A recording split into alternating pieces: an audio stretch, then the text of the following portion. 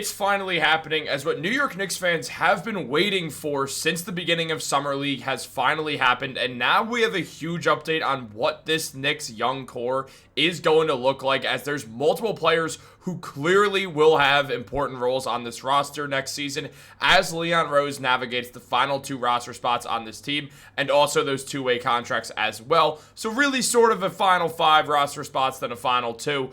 But there's a lot to go over, as the 2-way contracts are very different from NBA contracts, so it will have an implication on how the Knicks season looks as well. And we're going to break all of this down. There's a lot to go over. What's up, guys? Welcome back to Knicks Digest. It's Chris here. We're going to jump right into things, as always. Guys, if you're part of that 66% that's not subscribed to Knicks Digest, make sure to subscribe for daily updates if you do not want to miss a single Knicks video. We have every single New York Knicks update that you could ask for on this channel coming out soon after it gets revealed, and sometimes breaking some stories of our own as well. You don't want to miss out on all the fun content. Let's jump into the video, though. This is a long intro.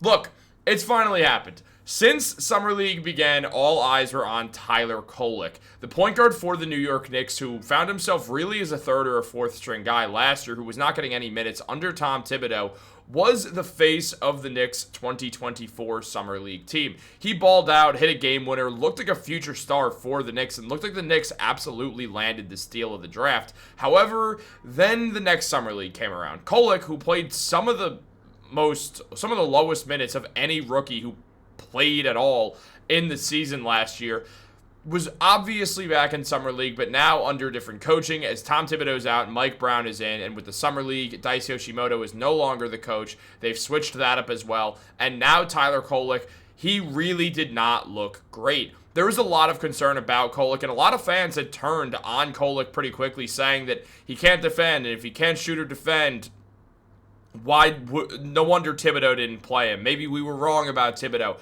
Fans are very quickly doing the good old receipt polling that always happens, and there's only 4 Summer League games, so the sample size is smaller. So after each game, you're going to get dissected into a lot, and how you play after that 4-game stretch is going to matter, as that's the last time fans are going to see you up until September when preseason begins. So you have to show out, especially if you're a guy in Kolek's position who did play for a while in college and was viewed as fairly NBA ready coming into the draft, and didn't really get any minutes, and now finds himself in another situation where he's going to have to fight for minutes to get some.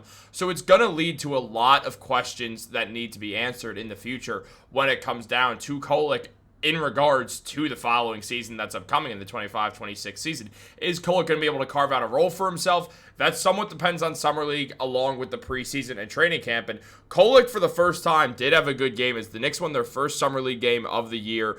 With only 1 left to go after this one, the Knicks are now 1-2, so they're not going to be in any Summer League championships or anything like that, unfortunately, like how last year things were a lot better for them. This year, we're not going to see much out of this team. We're going to see this moment here, but there's only one more game before we're not seeing the Knicks play again until preseason, so make sure to tune in and enjoy it. But Tyler Kolek balled out. He put up 25 points. He shot 7 for 17 and 5 for 12 from 3. He had it going on. He had 4 assists as well. He had 4 steals. He had 2 rebounds. He did really, really well. He had a great game, and he really had a hot start to the game.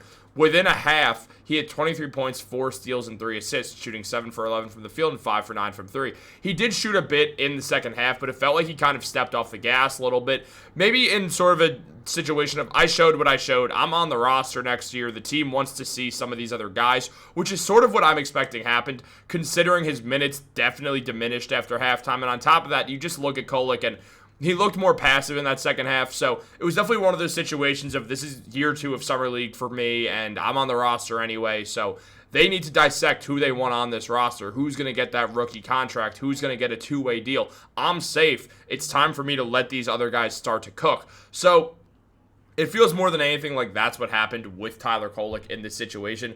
But no doubt he did play well, and he looked more like the guy who in the G League was putting up 18 points, 4.5 rebounds, and 10 assists a night when he would show up. The shooting percentages for Kolek in the G League last year were not good, and his shooting percentages throughout this Summer League have not been good, as he has been quite shaky up to this point. However, we have seen Kolek now start to get things going a little bit more, which is good news.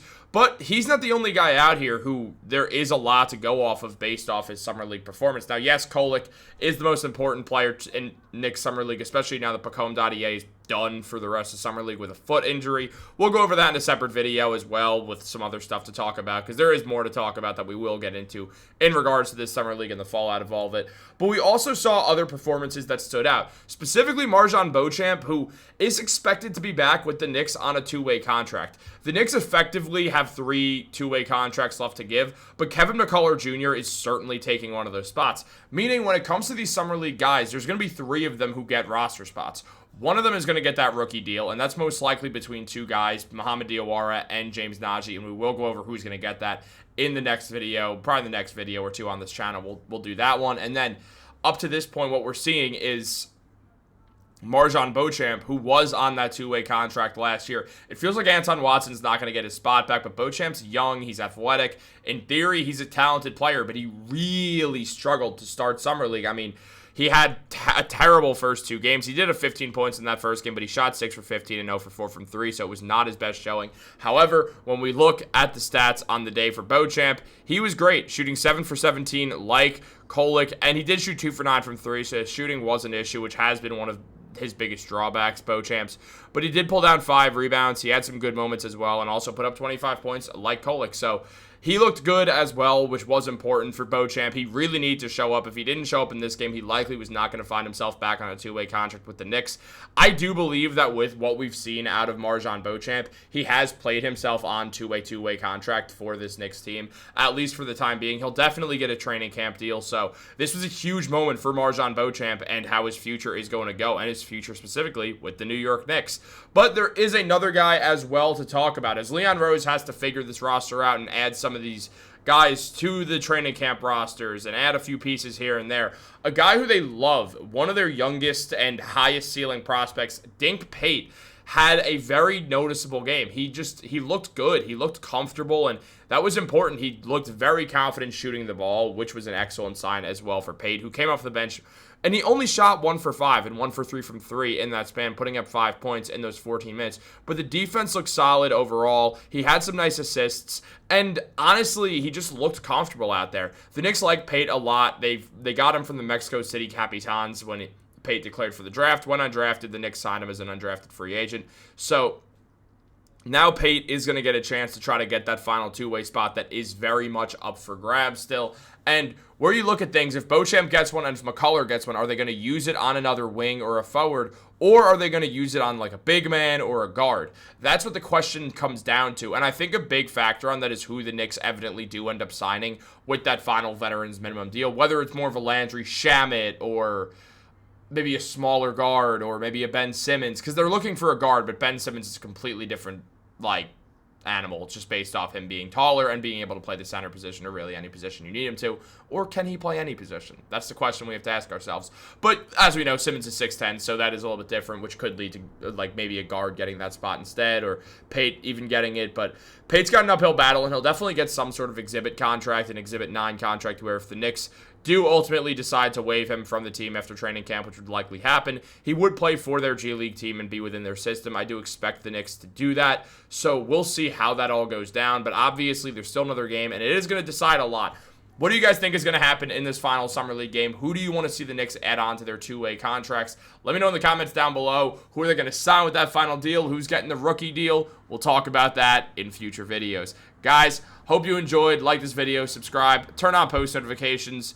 If you're interested in becoming a channel member, we do have that. You will get on some live streams with me and Matt when we do our happy hour shows, which will become more regular once again. I'm not going to lie, July is a very busy month for me just in regards to travel. It's the summer. I love the summer. I cannot stand cold weather, so I'm out and about a lot over the summer, which does mean a little less streams. So we'll start picking those back up as time goes on, especially later in the summer, because I'm going on planes nonstop in the end of July, and I'm not going to want to be on one or be traveling super far again for a while. So you will get more of this ugly face on some live streams as well. Have a great day. Go Knicks.